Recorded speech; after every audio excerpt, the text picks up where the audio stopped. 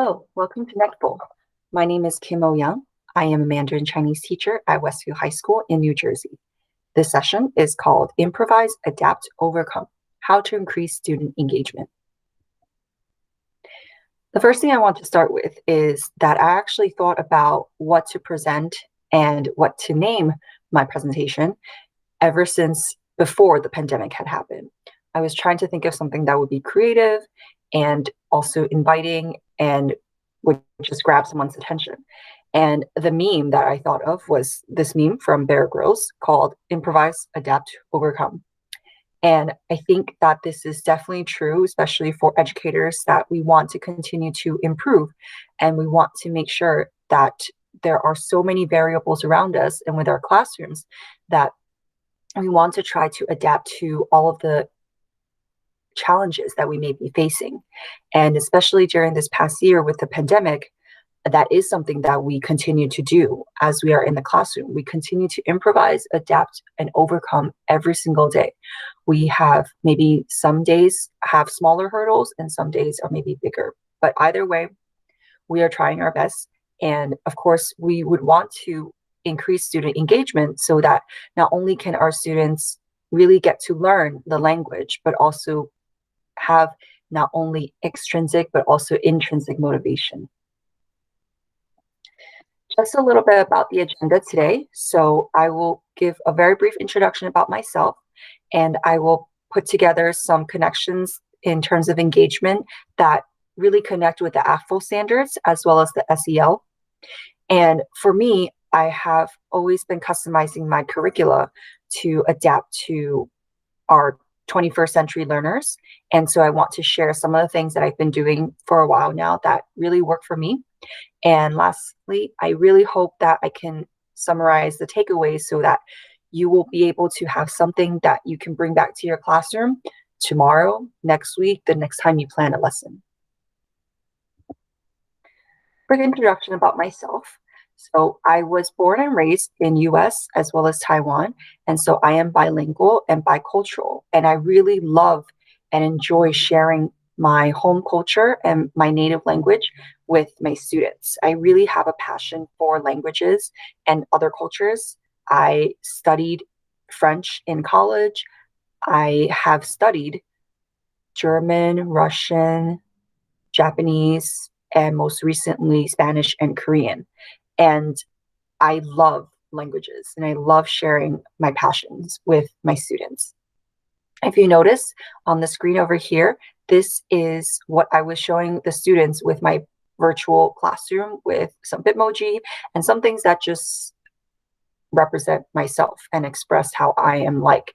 Because in terms of my personality and my classroom, it is definitely organized chaos. I know where everything is, but maybe it looks a little bit messy or all over the place for some people. And I am always multitasking and always splitting my brains many ways. So if you just look around, these are some things that interest me and that I want to share with the students. And for this past year, for our district, we had switched from a schedule where we would see our students every single day for a certain period of time to a hybrid schedule that was a block scheduling. And so for me personally, I am very used to structure and I've been used to the same schedule for several years now. Apparently, I've been teaching for at least 10 years. And so I was completely thrown, right? I think like all of us, we've been affected by the pandemic in many different ways. And so one of the ways that I was really affected was in terms of how the schedule works. And I figured that actually this past summer, since I wasn't going anywhere, I wasn't doing anything, I would really try to focus on how I can prepare myself for the September and new school year with all of these different changes. So I was able to attend many conferences and workshops and got to learn from so many amazing colleagues and sharing what it is that they were planning to do as well.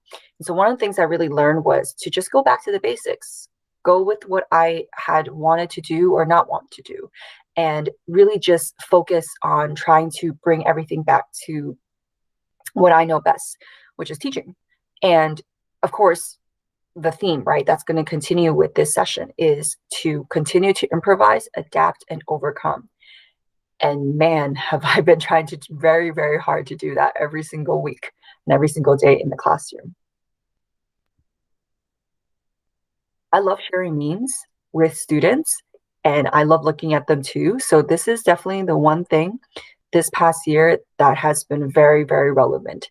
So at the beginning of the school year, I remember when we were welcoming students back in such a different environment, right? This is the meme I wanted to share with everyone. And I still feel this for sure because to me, I feel like the world is on fire. Everything else around us, all of these current events that are so unsettling about social issues, anti-Asian hate, um, Black Lives Matter, so many things that I think often bring people to sadness or anger and frustration.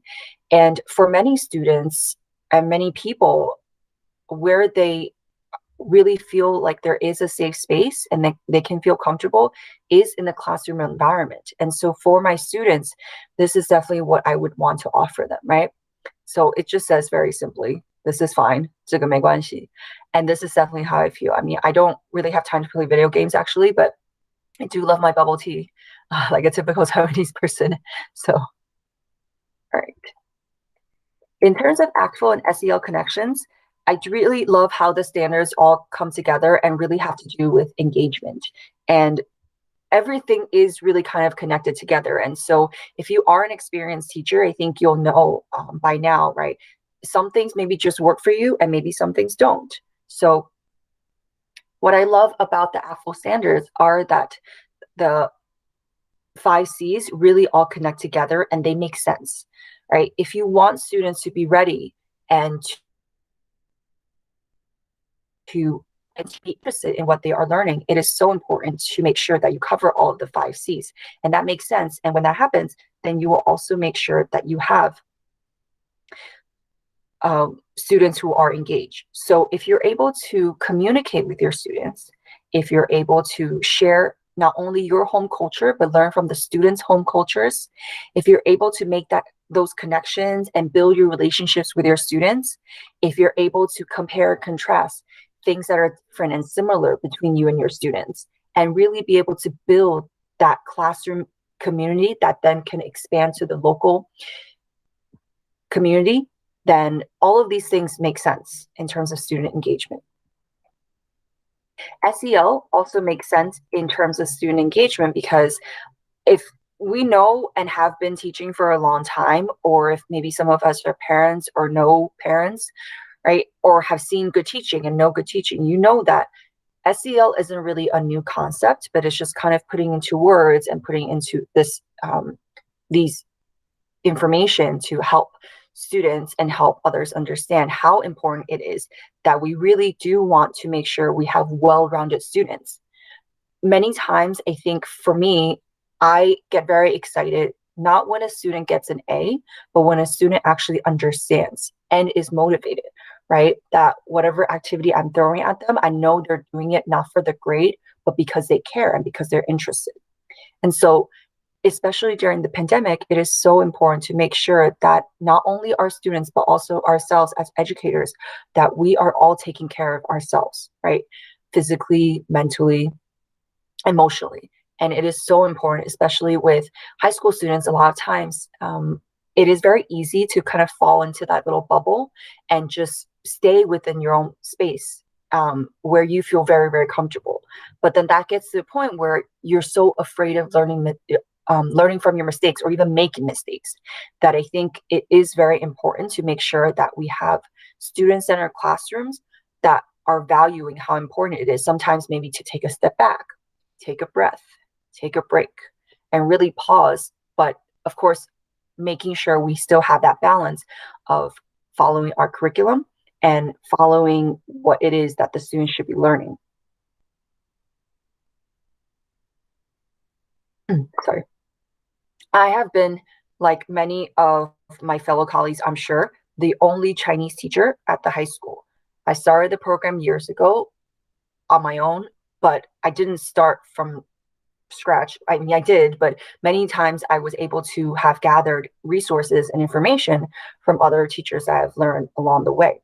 And one of the great things about it is that I do have a lot of flexibility. So I know that my students, because I'm the only teacher, whether they like it or not, for as of now, 3 years of Mandarin, if they really want to continue, it's because they really do want to, and that they can fit the class into their schedule.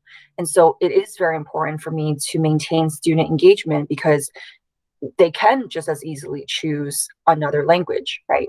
Or choose to do something else. And so what I do think is very, very important is to make sure that I get to know what the students' interests are, because they have so many and it's so diverse.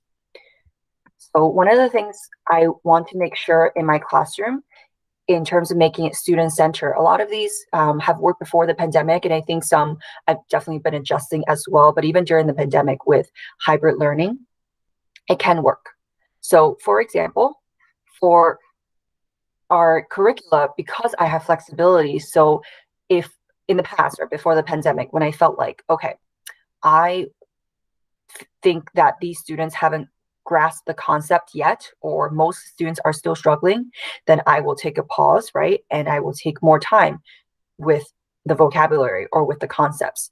And what is the overarching importance thing about that is that I do want to make sure the students have the choice, that they can choose what they can learn. For example, with vocab sheets, if we are learning about sports or extracurricular activities, then we have the required vocabulary maybe with football and baseball, basketball, or the popular sports. But if some students are gymnasts or wrestlers, or they do marching band or other things that I haven't even thought of or knew that our school offered, then they can choose that to be their vocabulary that they can study, right? And this is also very easy with some units, I think more than others, but food is another one that's very easy. So I have required vocabulary with Chinese foods or American Chinese foods for each meal.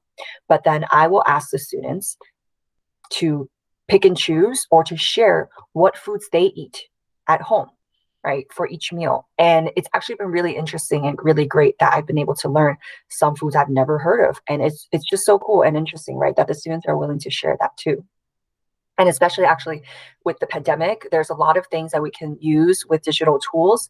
So one of the assignments that we just had recently for the students was for them to make a quick Flipgrid video and to share their plate, just show what it is that they had that day for that meal. Realia is, of course, very important, and I think almost a little bit too easy, to the point where sometimes we don't know where to start. I mean, you can literally Google or find on YouTube almost anything, and it is amazing, right? The amount of resources that we can find, or things like Edpuzzle.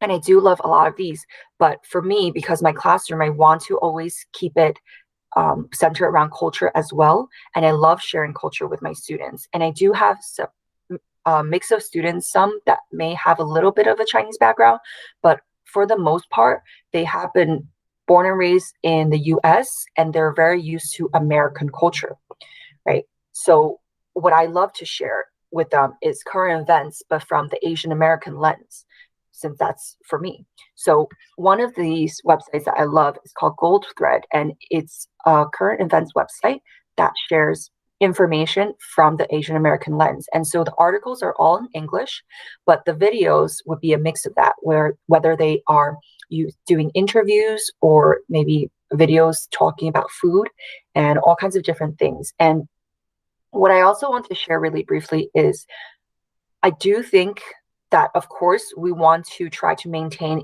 and stay in the target language as much as we can, right? Especially with Chinese, sometimes students really do not have enough time to be exposed to this language that sounds and is written so differently. But I do feel that if you want to improve student engagement and you want to have, especially in the lower levels, students to feel comfortable and not as intimidated in a classroom, and sometimes especially in like a remote or a hybrid classroom, I think it is important to speak in English if those students are more comfortable with English, or especially with a lot of students that may have accommodations, right? And they already feel very anxious and very intimidated by how different this language is, right? I mean, Mandarin Chinese is so different from Romance languages in how it is read and written and pronounced. And so to me, what I did actually in the past is, for example, in the beginning of the class, if we have some time, like a quick do now activity, and I think you can do this with any level, it just depends on how comfortable you are. But I like to start with do now activity, sometimes just culture time, okay? Or really quickly, if we have some free time in throughout the class, and I ask students maybe what they have learned or watched or shared, then I will also share a lot of things that have to do with the Chinese culture. So, for example, for me, music is very, very big, and I love listening and sharing Chinese music with students. So even during the pandemic, I will tell students that if you want to play music in the background while you are doing work, totally fine with me, but it needs to be Chinese, right? So what I have here is just a simple link to one of the many playlists I found on YouTube, because I think that music is a very powerful tool to really make that connection with students. I mean, I know I'm getting old when I realize I do not listen to the same music as the students, but this way at least I can also keep up and also try to share with students, right, what is popular for people their age, all the way on the other side of the world. And another do not activity I think that's been working pretty well and I can use for all levels is showing quick YouTube videos that have to do with the current events, right? Or things that are popular right now for teenagers. So Wave is a K-pop band that is based in mainland China, and the members are a mix of Chinese and non-Chinese people. So it's actually pretty cool because then when they have vlogs or interviews, then you can also share with them, right, these native speakers or non-native speakers who are speaking Chinese. And little videos like this, you can just show it once or have the students watch it or have them watch it a few times and then go over, right, depending on the level of understanding, what it is that they recognize, what words can they hear and understand. And then real quick, right, that can just keep the students engaged as well, or just ask them questions, right, that are relevant to the video. So for example, this one actually was pretty helpful because there were some words in here that we had just gone over in a previous lesson. So the students were able to recognize the characters. Games are definitely very, very important. I think for me, I realized that sometimes I'm very envious of my own students because when I was a student, I didn't get to play things like Kahoot. We just had lecture all day, and that was how we learned. So I do think that games can be very powerful, but you do have to be very careful, right? You have to make sure you set clear expectations right at the beginning and that you don't overplay it. So if you want to play Kahoot because that's what you're comfortable with, great. But if you're going to play Kahoot every single day for class, I think students might get bored actually quite easily. And sorry, for me, one of the things I actually really love is Blooket, because for me, I love how Blooket connects to Quizlet, or I can even make my own set really quickly. And I can not only play it during class live, or I can also assign it as an asynchronous assignment for homework. And so it's just something simple. And even the students, actually, a lot of them really like Blooket. And sometimes they'll ask, oh, can we play this? And if we have time, then I would love them. Okay. For me, I also love playing games. And one of the things that has been very frustrating for me is that I am very not used to just sitting in front of the screen for so long. And so even right now, my eyes are already a little bit tired, but usually when I have class, I do have blue light glasses. And so one of the things that's been very challenging, right, in order to make sure that we are staying safe and following COVID restrictions, and is that when we are in a hybrid setting in the classroom, I have to be very careful, and I can't really just, go all the way throughout the classroom all the time, right, and pay attention to every single student. And that's been very frustrating for me, for sure. But before the pandemic, a lot of times we would actually play games to practice our vocabulary. So for example, there's a game called What Time Is It, Mr. Wolf? And you can use it to practice time and numbers. And it's just an easy way to get the students up and moving, right? For me, I have a lot of students who are athletes. And for me as well, I mean, I'm not an athlete, but I just for me, I have to keep on moving all the time because otherwise I feel very restless and get very bored very easily. And so I know for sure, especially with a lot of technology nowadays, teenagers have a very, very short attention span. And it's really not their fault, right? It's, their environment and what is around them. So it, even if some students are able to or want to sit still for 50 minutes, 60 minutes, it is really, really hard. I think it's very hard. And so games are very important. Another game that I loved to play before the pandemic was called Lobodun, right? So Ratter Squat is a very simple game. And I still remember, and I have a very bad memory, but I remember I had a student that he took Mandarin up to level 3. And every single day, or at least every once in a while when it seemed like we would have free time, for a whole year at least, then he would ask, can we play Lobodun? Can we please play Lobodun? And every single time I would have to tell him, no, I'm sorry, because we have other things to do, right? But the one time we got to play, I think was in his 3rd year in level 3. And he was so excited that the whole class was able to play this together. So little things like that, just, I think for me, it's so important, right? To really enjoy learning and to have fun while you're learning, because Mandarin Chinese sometimes, it's such an amazing language and culture, but if we always just focus on only the lecturing, it's very tedious. So just like whatever it is we are passionate about and with our hobbies and our interests, it's so important, right, to have fun. And especially with a time like now in the pandemic, when it's hard to smile and hard to enjoy things that maybe you've missed for so long, right? It's good to have fun while learning, for sure. And last but not least, just another thing I want to share before the pandemic, in terms of teaching directions and rooms of the house, I would connect that into one unit. So I would have students pair up and they can either blindfold or just close their eyes, right? And then the other partner would just grab their hand or their arm or just gently, like, I don't know, stay at a good distance, right? And then they will have to guide their partner so that they can go to find different pieces of paper around the classroom. And then on the pieces of paper, then I would have pictures of rooms of the house so that they can pretend like they're looking for the dining room or the kitchen, things like that. And this is also very, very important for sure. Like I mentioned before, I usually have blue light glasses or something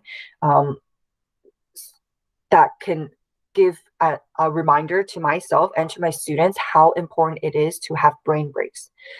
So by now, actually, my students are pretty well trained so that they know 头脑休息, brain break. It is so important to not only have the students take a break, but as the teachers, we all need to take a break too. Whether you are using Google Meet, Zoom, for us, I use WebEx for my classroom. But what I find really, really important is to make sure that you have breaks, especially when you have a block schedule with classes that are such a long period of time. It is very, very tiring, right? And mentally draining to have to stay focused this whole time. And even if you do have every single student focused the whole time, I mean, it's very, very challenging. For you and for everybody to stay engaged, right, from the first minute all the way to the last minute.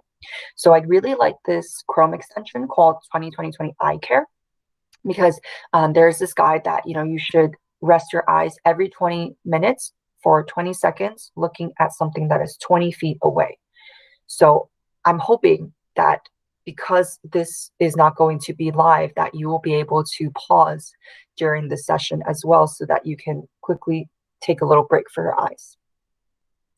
I will be sharing my slides with you, so you can definitely find all of these links, but I would like to share this with all of you. And I will be very honest that because we are coming to the second semester and I already realized I'm behind a little bit just because of how crazy the schedules have been, I haven't had too much time to really go to these Google Slides, but I did start with them early on the school year, and I think students did enjoy them, right? So what I did was I had every slide just some quick activities, and they were all in Chinese. Some were just like a quick, simple like yoga exercise, or some from your chair, or just some stretches that you can do. Whatever it is that you can find is great, especially if it is in the target language. If it is not, I mean, honestly, at this point, sometimes I would just say, okay, 5分钟休息，什么都不用做，什么都不用说，只要休息就好了。动一动，走一走，吃一吃零食，要做什么都可以。Right. So sometimes really quickly, I would just tell students we will take a quick 5-minute break and then you can do what you need to, go to the bathroom, rest your eyes, move around, stretch around, whatever. But it is important to not only give the students a break, but also yourself. And in terms of collaboration, this is important, right? Because you want to have a student-centered classroom. So not only do you want students to work independently, in pairs, in groups, everywhere in between. So it is important, I think, to find different ways that work for you. What I have noticed is maybe some things work really, really well and some things just don't. So for me, like I said, this past summer, I worked really hard and I knew that we would have to come into a hybrid setting that would seem really different. And so I wanted to make sure everyone was on the same page. In the past, I've always planned my own lessons, my own units, and I would use textbooks as a resource and as a guide for my units, but I would not follow it word for word, right? Because I know where my students are in terms of the pacing. And if anything, I would rather spend more time on one unit or one concept than to rush through everything and have to get to this specific point by the end. And so throughout the years, I mean, I've become more comfortable with my lessons. I do have a way to recycle them, but keep on updating them with new activities, right? And new tools too that I learn. But I noticed for me, right, once I got to around March, actually, I know, and somehow it's already April now, I still don't know my own schedule. I've worked too hard every day and every week, and I felt burnt out by March completely. I mean, just on top of everything, because I know we are all very busy. Not only do we have work, we also have personal responsibilities, right? We have other things that we are interested in doing.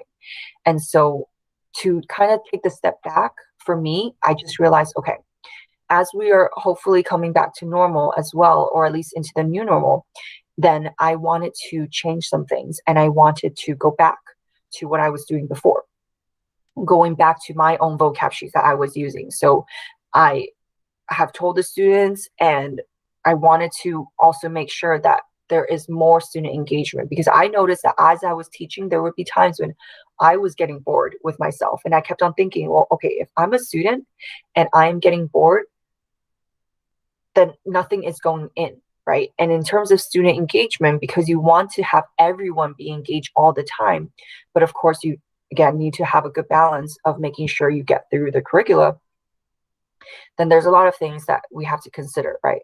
So for example, one of the things I love with Jamboard, if you've never used it, is that there are so many things you can do with Jamboard. So for example, tune out activity and choice board, you can also do with Jamboard or Google Slides. With Jamboard, you can also do, I did a bingo with students the other day as a whole class. So each one had their own slide for bingo. And then also students, I would also remind them, well, this way, you know, everybody can see, right, who's looking at which slide. And so this way you can also prevent cheating, and you as a teacher can also see what everyone is doing. Google Slides is another one that I think by now we should be very familiar with, that not only can it be for a presentation, but you can use it as your choice board. So for example, with one of my recent units, I taught about rooms of the house and about housing. So comparing Chinese culture and American culture. So I had a lot of videos I wanted to share, but I didn't have time to during class. And so what I did was I assigned Google Slides to the students so everyone could edit each slide. And this way they could also interact with one another by watching the videos and then commenting right there. And there's so many other ways to do this too, right? If you like to do Padlet, you can feel free to use Padlet.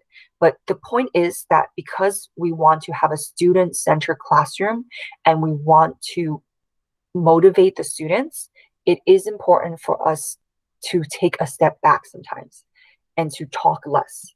Right? So for this session, I am the only one who is here, but of course, ideally, right, if this was a live session in person, then I could gauge the engagement from the participants, and we could have a back and forth, or I could answer questions and all these different things. But because of our limits and certain ways that we just have to adjust this year, right? It is still very, very important that sometimes, I mean, I can talk forever about whatever it is I have to teach, right? But I have definitely learned that it is very important to take a step back and to let the students be the ones who can choose. Let the students be the ones who are taking charge. Let the students participate. Because I do think actually a lot of the students really want to all talk about themselves, and that's great. But it is also important that when we want to have these 21st century learners, and if we want to help them improve and become young adults and grow and learn from their mistakes, that it is also very important that they learn from one another. So I want to share this because I get bored so easily that I like looking at a different desktop background every single day.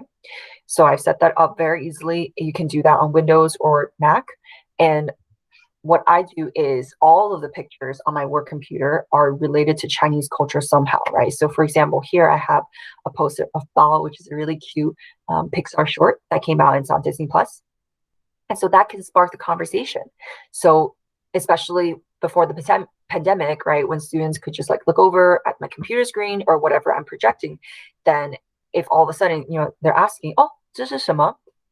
Right, then I can share, oh, 这是包, right? This is a short movie that came out and it's great. And I also have a lot of other things. So I love watching movies and Marvel films. So I'll have posters of Marvel movies in Chinese or other TV shows that are popular in Chinese. I also love watching sports like basketball or soccer. So I will also put up some posters or pictures that have to do with that, especially, for example, if a player is wearing Chinese characters on their jersey, right, or on their clothes, then I can have that as one of my backgrounds. What I also want to share that I think is actually very good is this little, if you don't know, this is called 网易云音乐, NetEase in English, and it's all in Chinese. So this is also, I mean, this is pretty much what young people are listening to in mainland China, and it's a great app and it's all free. So what I have is when I'm able to easily like play music in the background, I can just pick a playlist. There are so many playlists too. I mean, they're all the way, traditional classical music, instrumental, things that are maybe a little bit lighter, to what the students are listening to, right? But what's really cool about that app is that there are many things you can do, like you can project the lyrics at the bottom so that when you're playing the songs, right, if some students get distracted easily or they really want to learn characters, then they can see, oh, I recognize those characters as the singer is singing. And also, what I want to say really quickly about this one is that this is very similar to Spotify, right? And I do like Spotify as well, but if you only have the free version, it comes with commercials and ads. So I mean, if you don't mind that, then I think Spotify is actually also a really good resource. So with the students, I actually share with them my Spotify playlists. And then this way, students can also add more Chinese music, right, to what they listen to.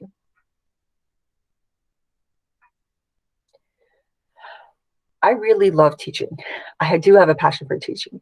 And if I could, I would want to give A's to all of my students because I believe in A for effort. At the same time, I also value structure because, like I said earlier, my classroom and my personality is organized chaos. I have worked very hard this past summer to prepare for hybrid classroom, but I still don't remember my own classroom schedule. I have it taped on a piece of paper so I can see it very easily, but I am so overwhelmed and burnt out all the time. I have high expectations for myself and for my students, but ultimately, I just want them to have fun while learning. So this past September, I started from scratch and I have felt burnt out every single week, even until now. And we've just had spring break. So I'm slowly going back to what I've known as a teacher, though, because we need to practice what we teach. Before the pandemic, I would often joke with the students that I'm really not that mean. I just have a resting angry face. But this was really hard to translate across, especially with the mask on, right?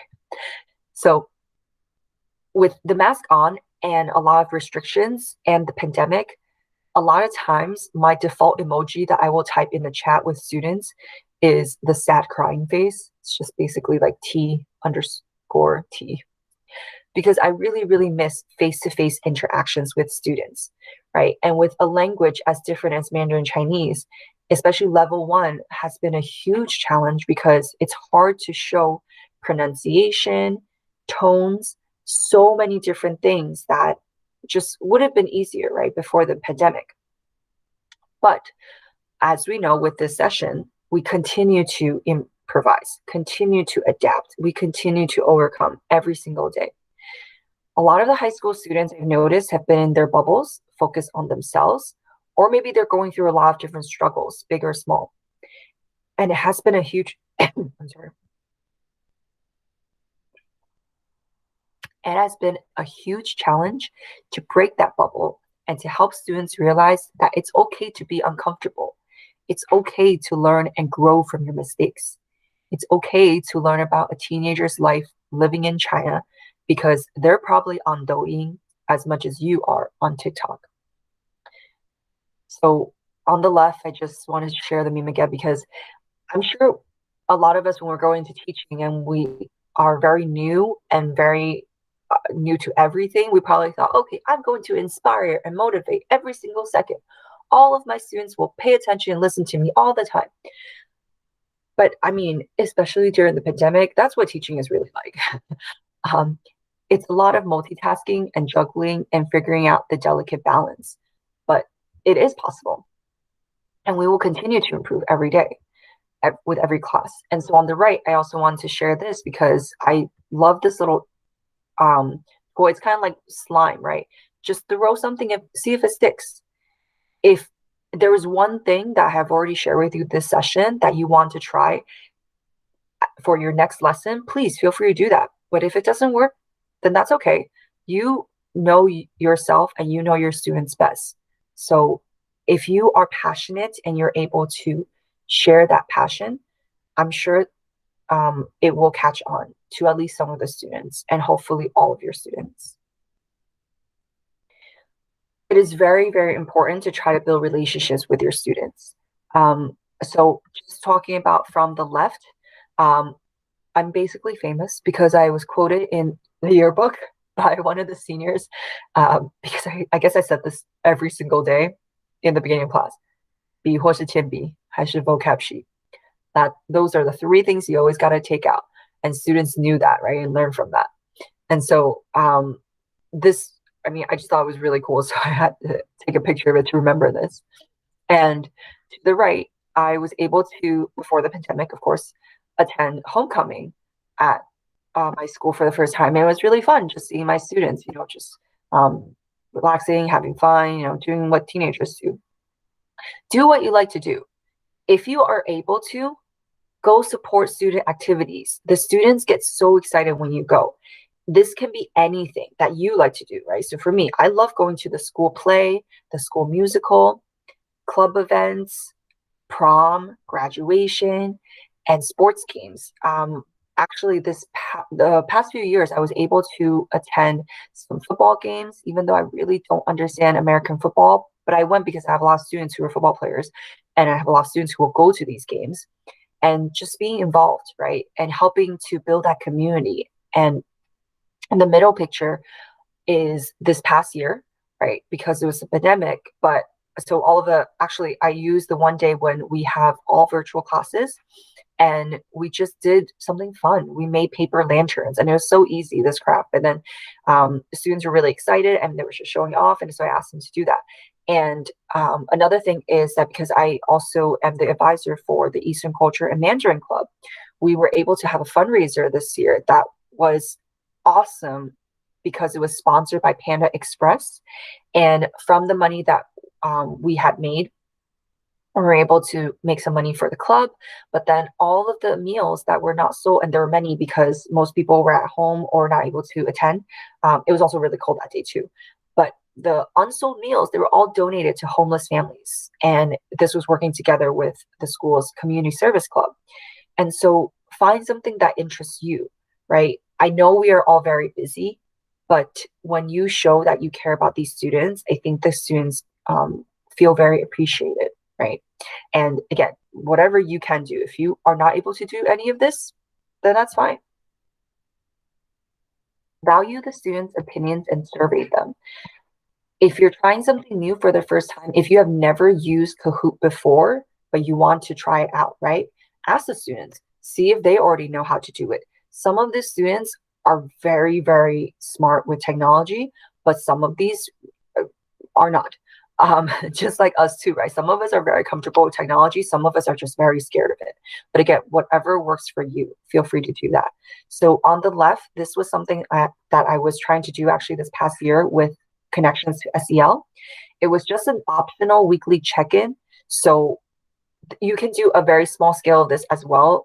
For example, with Pear Deck, there's like a quick check at the very beginning, or just, having the students' cameras on and then seeing and asking how they're doing, right? And they can share that with you. So for this, I kept it optional for the students to be anonymous, or if they wanted to put their names. Sometimes students maybe had a rough week or rough day, but I didn't know that, right? Unless I looked at this form. And this I also did recently. So for example, with all of our classes being hybrid and a lot of students maybe at home, right, versus in school. So I wanted to see what students had access to. And so, for example, I realized from the survey, right, that in almost all of my classes, almost everyone has Netflix, but then every class there was one student or two students that didn't have Netflix. So then I realized, okay, then that means I need to find some other way to show a video or a movie or something. So feel free to value students' opinions and survey them. Students are pretty honest, I think, for the most part, in terms of what they like and they don't like, right? So that can definitely help with increasing student engagement. All right. I wanted to also share about this research because I thought it was very interesting. So for me personally, I love teaching and learning through song, visual, and independent activities. But I know my students do not share the same views. I know I have some students who are very vocal and some that just refuse to sing and refuse to work with maybe specific classmates, or just don't like to work in groups, right? Or some students who are able to pay attention and listen to a lecture for 50 minutes versus some students who really, really need, to have something hands-on, right? So I was reading this article and actually it was really good. This was called A Comparative Study of Motivation and Perceptual Learning Style Preferences for Learning Chinese as a Foreign Language among grades 5 to 8 students of Concordian International School in Thailand. So even though these are Chinese learners in Thailand, I think these students are actually pretty similar to my own students, as they are learning Chinese as a second or sometimes a third language, but it is very different from their own language for a lot of them, right? So it is important to appreciate and address various teaching learning styles. And what these international students learned was that, or what the research has shown, is that higher grades had higher kinesthetic, tactile, and individual learning style preferences. And so this was actually pretty interesting to me that I noticed for these students. Keep in mind, of course, I'm sure there may be cultural differences, right, between Thai students and American students. But for these students, their preference was that they could learn better through physical involvement. So they love field trips or role play activities, but they also prefer to learn by hands-on things like building models, making and creating things.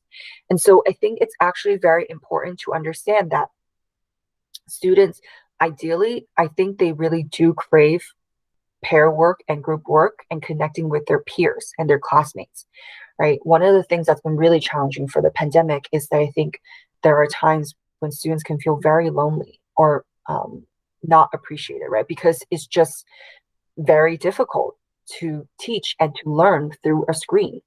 I mean, we know, I think that from research, a lot of times, even now, the best way to learn Chinese characters is just by hand. So you can practice that muscle memory, right? And practice writing and recognizing the characters. But for some students, they're perfectly fine with using flashcards and using everything just from their computer. So it is very important to understand that just like how we are all very different and we all teach very differently, our students are learning very differently as well.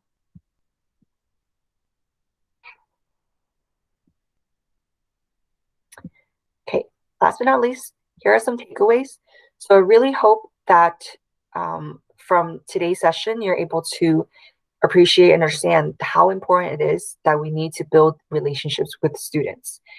It takes time, but I think it is important that we understand also that we need to be flexible, right? If it really doesn't work for you or for your students, then don't do it. Appreciate and address various teaching learning styles, and motivation is contagious. So right now, I've already had work today, and I also need to edit this video. I also need to do a lot of other things. I've made dinner. I mean, I am very busy, but in my classroom, I always want to promote a safe and comfortable learning environment, and I want the students to feel comfortable. And I feel like it is very important, especially with the pandemic, that we try to exaggerate and try to spread that positive energy, right? Motivation is very contagious, just like I think happiness and smiles are very contagious. So for me personally, it takes a lot of effort and a lot of energy to have to smile all the time and to be upbeat and positive all the time. It's very, very hard for me. And also, actually, I'm an introvert. So it's really hard for me to, you know, make sure that I am always energetic, right? And trying to keep up that energy level and trying to keep the students engaged. But at the same time, it's because I understand that if I was just teaching from my bed in my PJs and I haven't slept and I haven't eaten and I am so mentally drained from everything else. I mean, I think the students can feel that and understand that too. I mean, these are high school students. They're, you know, pretty aware for the most part in terms of what kind of energy you are giving. And so in terms of improving student engagement, be interested, right? Ask and find out what these students' passions are, what they are interested in. And if they have no passions and no interest in anything, well, see if they're going to be interested in something from our class. And I also just have some things I wanted to share. So like this one, this is actually from one of my students for back to school night. We were also doing an activity for Week of Respect. And so I asked the students, this was level 1, just to pick from a list of phrases to show what respect means to them. And for the Google slide, they can put anything they wanted on there that represented them. And this way I could also get to know them. So I just wanted to share this because I thought this was a nice, easy assignment. Right. Last but not least, please let me know and contact me if you have any questions or any comments about this presentation. I'm always very willing to share my resources or to receive more resources from you. And please don't hesitate to contact me by email, or you can find me on Instagram. So I like to compartmentalize everything, and I need to keep my work life and my personal life separate. And so I was very reluctant, but I finally decided, because of the pandemic, because I wanted to stay connected, that I would have an Instagram account to stay connected with my students and also some colleagues as well. So if you would like to follow me or look at my posts, please feel free to do that.